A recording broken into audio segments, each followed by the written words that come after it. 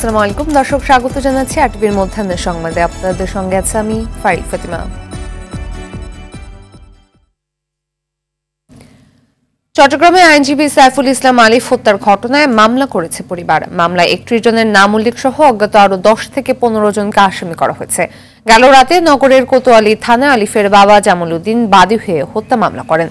এছাড়া আদালত প্রাঙ্গণে আইনজীবীদের উপর হামলা ভাঙচুরের অভিযোগে 115 জনের নাম উল্লেখ সহ অজ্ঞাত 400 থেকে 500 জনের বিরুদ্ধে আরও একটি মামলা করেছেন আলিফের বড় ভাই খানে আলম।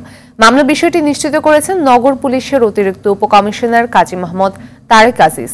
এদিকে সাইফুল ইসলামকে হত্যা ও আইনশৃঙ্খলা রক্ষাকারী বাহিনীর উপর হামলার ঘটনায় আরও 3 জনকে গ্রেপ্তার করেছে পুলিশ। এ নিয়ে গ্রেপ্তার আসামির সংখ্যা দাঁড়ালো 38 জনে। এর মধ্যে হত্যায় জড়িত ছিলেন 9 জন।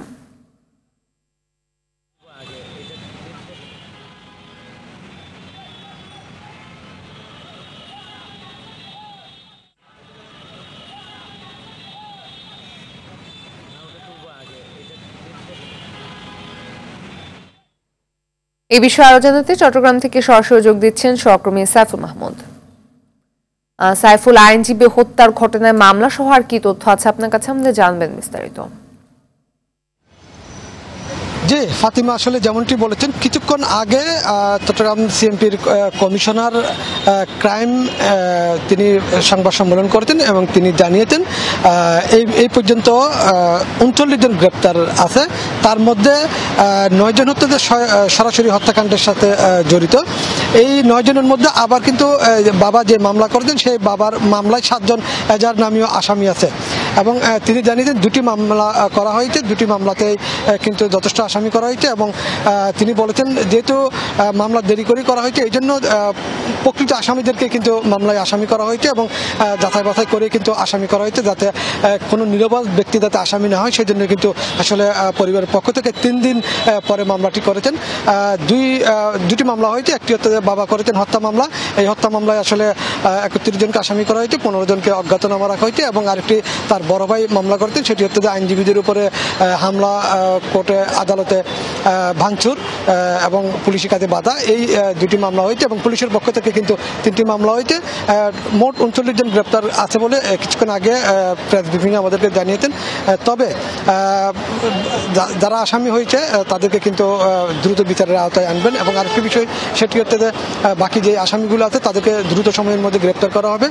তবে আমরা সিএমপির মিডিয়ার কাছে জিজ্ঞেস করেছিলাম আসলে চিন্ময় দাসকে কেন আসামি করা হয়নি। তিনি বলল আসলে এটা পরিবারের বিষয়, কেন আসামি করা হয়নি এবং পুলিশ যে 3টি মামলা করেছে সেখানে কিন্তু চিন্ময় দাসকে কোনো আসামি করা হয়নি বলে তিনি জানিয়েছেন।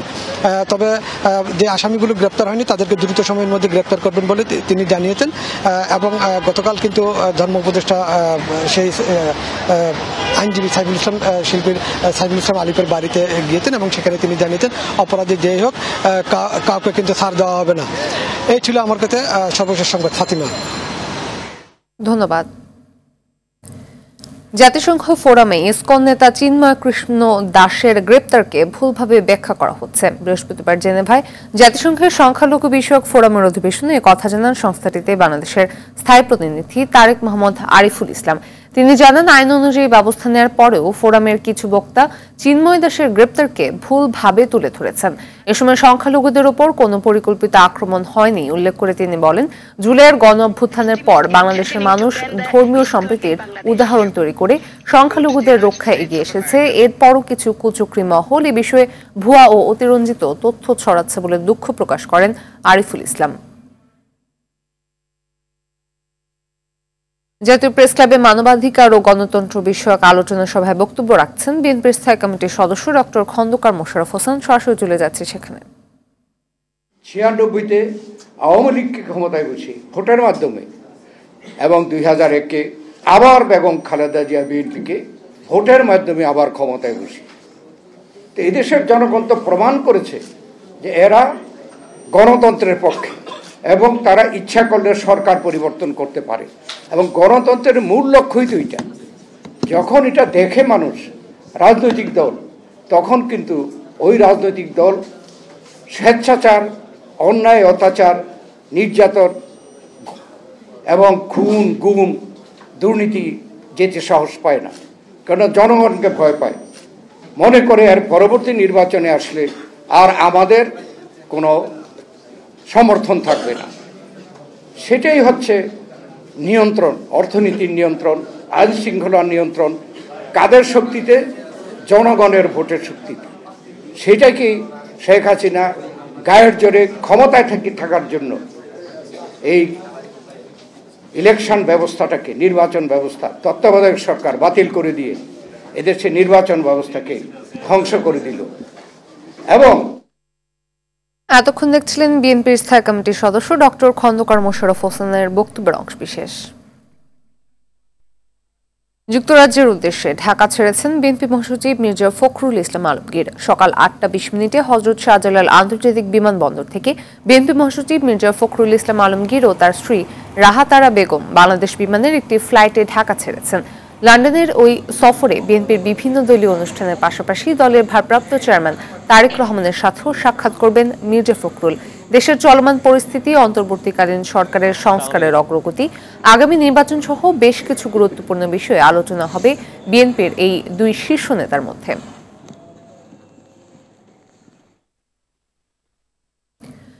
মুন্সিগঞ্জে ঢাকা মাওয়া মহাসড়কের দোগাছি সার্ভিস সড়ক থেকে অজ্ঞাত এক তরুণের গুলিবিদ্ধ মরদেহ উদ্ধার করা হয়েছে। সকালে শ্রীনগরের দোগাছি সার্ভিস সড়কে মরদেহ দেখতে পেয়ে পুলিশকে খবর দেয় স্থানীয়রা। পরে পুলিশ এসে মরদেহ উদ্ধার করে। এ সময় মরদেহের পাশ থেকে 5টি গুলির খোসা উদ্ধার করা হয়। পুলিশের ধারণা গুলি করে ওই নারীকে হত্যা করেছে দুর্বৃত্তরা। এদিকে ময়মনসিংহের ভালুকা অন্তঃসত্ত্বা স্ত্রীকে কুপিয়ে হত্যা করে আত্মহত্যা করেছে স্বামী অটো চালক কামরুল ইসলাম। গেল রাতে কামারিয়া বড়চালা এলাকায় এই ঘটনা ঘটে। খবর পেয়ে পুলিশ দুজনের মরদেহ উদ্ধার করে। ভালুকা মডেল থানার ওসি হুমায়ুন কবির জানান, প্রাথমিকভাবে ধারণা করা হচ্ছে পারিবারিক কলহে এই হত্যাকাণ্ডের ঘটনা ঘটেছে।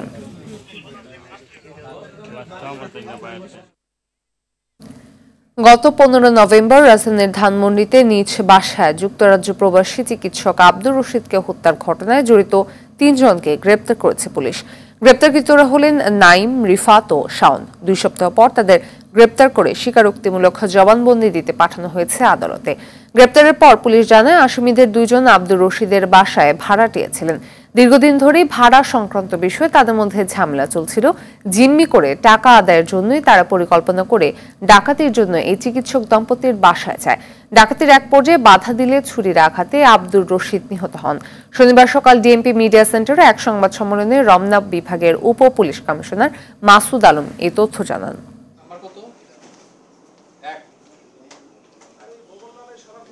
ধস্তাধস্তি একটা পর্যায়ে নাইম যে ছিল, তার কাছে চাকু ছিল, সে চাকুটা কয়েকটা জায়গায় আঘাত করে।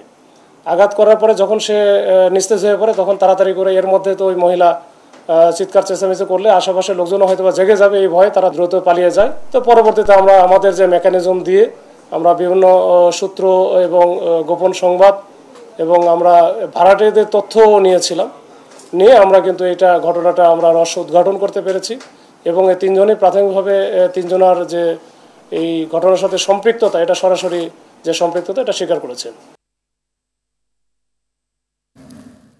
3.5 মাস পর খোলা হয়েছে কিশোরগঞ্জের ঐতিহাসিক পাগলা মসজিদের দানের সিন্দুক। এবার 29 বস্তা টাকা পাওয়া গেছে। সকাল 7টার দিকে 11টি সিন্দুক খোলা হয়। পরে গণনার জন্য বস্তায় ভরে টাকা মসজিদের 2য় তলায় নিয়ে যাওয়া হয়। সকাল 8টা থেকে গণনা চলছে। টাকা ছাড়াও স্বর্ণ, রূপা সহ বিভিন্ন বৈদেশিক মুদ্রা পাওয়া গেছে সিন্দুকে। প্রতি 3 মাস পর সিন্দুক খোলা হলে এবার 3 মাস 14 দিন পর খোলা হয়েছে। জেলা প্রশাসক ফৌজিয়া খান, পুলিশ সুপার মোহাম্মদ হাসান চৌধুরী, কিশোরগঞ্জ ক্যাম্পের সেনাবাহিনী সার্জেন্ট বিপ্লব, জেলা প্রশাসনের 12 জন নির্বাহী ম্যাজিস্ট্রেট সহ অন্য কর্মকর্তারা সিন্দুক খোলার সময় উপস্থিত ছিলেন। মসজিদ কমিটির সভাপতি ফৌজিয়া খান জানান, গণনায় মাদ্রাসার শিক্ষক, শিক্ষার্থী, স্টাফ সহ ব্যাংকের কর্মকর্তা ও কর্মচারীরা অংশ নিয়েছেন।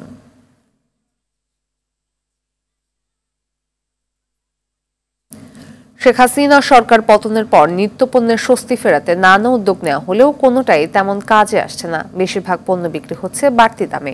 5 বছরের রেকর্ড ভেঙে কারওয়ান বাজারে পুরানো আলু বিক্রি হচ্ছে 70 থেকে 80 টাকা কেজি দরে। মানভেদে দেশি পেঁয়াজ বিক্রি হচ্ছে 120 টাকায় ও ভারতীয় পেঁয়াজ 100 টাকায়। তবে কেজিতে 6 টাকা কমে বিয়ার 28 চালের দাম নেমেছে 56 টাকায়। 10 টাকা কমে ব্রয়লার মুরগি বিক্রি হচ্ছে 175 টাকায়। বাজারে সরবরাহ বাড়লেও 50 টাকার উপরে বিক্রি হচ্ছে বেশিরভাগ শীতের সবজি। 2000 টাকা ছাড়িয়েছে পদ্মার রূপালী ইলিশ।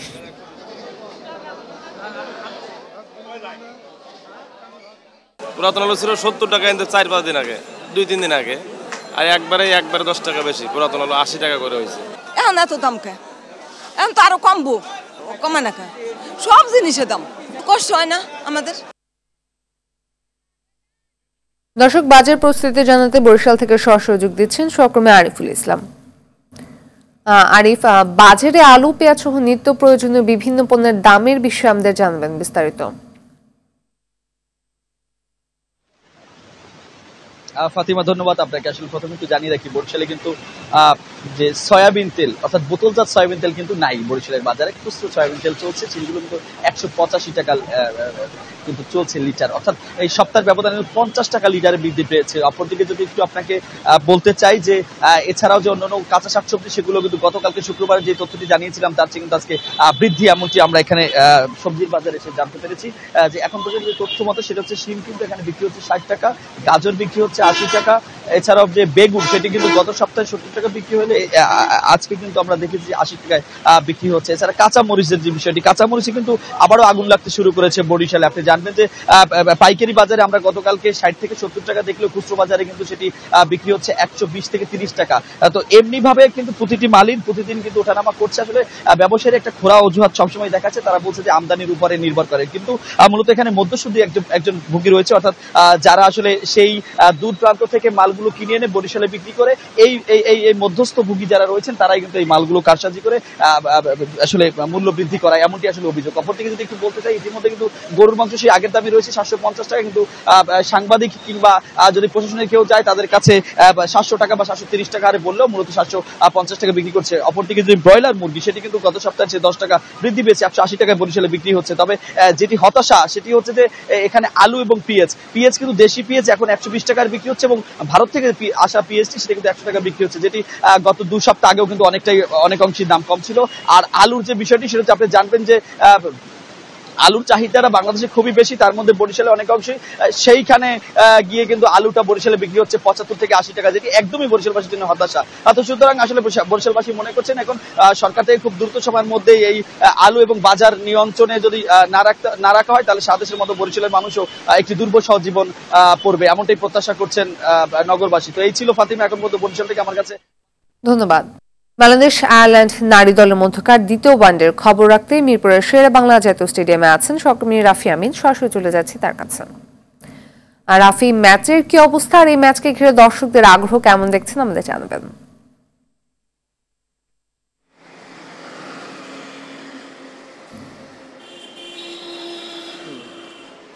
ধন্যবাদ ফাতেমা। যেমনটা বলছিলেন, আছে বাংলাদেশ এবং আয়ারল্যান্ড নারী দলের মধ্যকার আজকে দ্বিতীয় ওয়ানডে ম্যাচটা মিরপুরে অনুষ্ঠিত হচ্ছে। আমরা জানি এই ম্যাচটা বাংলাদেশের জন্য গুরুত্বপূর্ণ দুইটা কারণে। প্রথম কারণটা হলো অবশ্যই এই ম্যাচটা জিততে পারলে বাংলাদেশের সিরিজ নিশ্চিত হবে আজকে, এবং একই সাথে আমরা জানি যে আগামী বছর আইসিসি উমেন্স ওডিআই ওয়ানডে কাপটা অনুষ্ঠিত হবে। সেক্ষেত্রে কিন্তু বাংলাদেশ এই আইসিসি উমেন চ্যাম্পিয়নশিপের যদি সেরা 6-এ থাকতে পারে, সেক্ষেত্রে কিন্তু সরাসরিভাবে সেই ওয়ানডে যে বিশ্বকাপ, সেখানে আজকে বাংলাদেশ সরাসরিভাবে কোয়ালিফাই করবে। তো সুতরাং নিশ্চিতভাবে বলা যায় যে আসলে এই ম্যাচটা খুবই গুরুত্বপূর্ণ, এবং এমন ম্যাচের শুরুটা কিন্তু বাংলাদেশের টসে হেরেই হয়েছিল। অর্থাৎ আইরিশ নারীরা কিন্তু টসে জিতে নেয়, এবং তারা কিন্তু প্রথম ম্যাচের অভিজ্ঞতা থেকে, বাংলাদেশ প্রথম ইনিংসে ভালো একটা স্কোর করেছিল, সেই অভিজ্ঞতা থেকে কিন্তু তারা আজকে শুরুতে ব্যাটিং করার সিদ্ধান্ত নিয়েছে, এবং শুরুটা কিন্তু যদিও বাংলাদেশের পক্ষেই ছিল।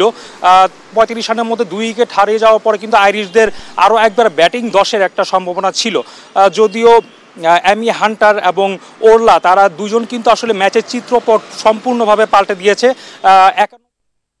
ধন্যবাদ। মধ্যাহ্নের সংবাদ এ পর্যন্তই। দুপুরের সংবাদ 2:15 দেখার আমন্ত্রণ রইল। ধন্যবাদ সবাইকে।